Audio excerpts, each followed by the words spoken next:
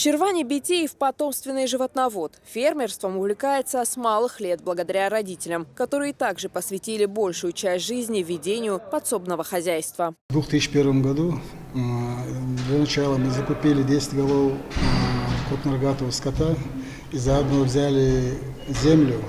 И вот с этого дня мы по сегодняшний день мы занимаемся сельским хозяйством и подсобным хозяйством.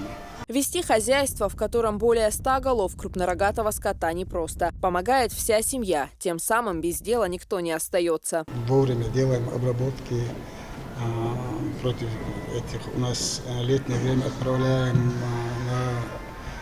в горы на летные пастбища. Осенью опять мы их туда забираем.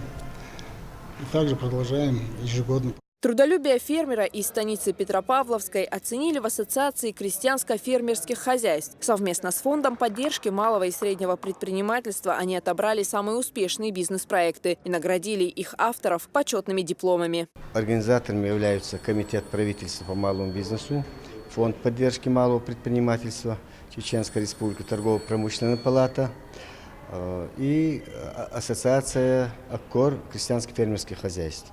Мы ежегодно отбираем 10 лучших предпринимателей текущего года.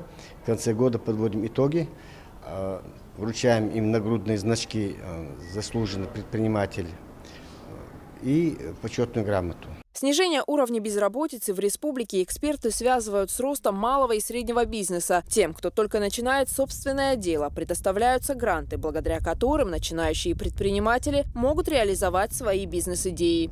Земфира Лолаева, Юсуп Каимов, Адам Чекуев. Новости.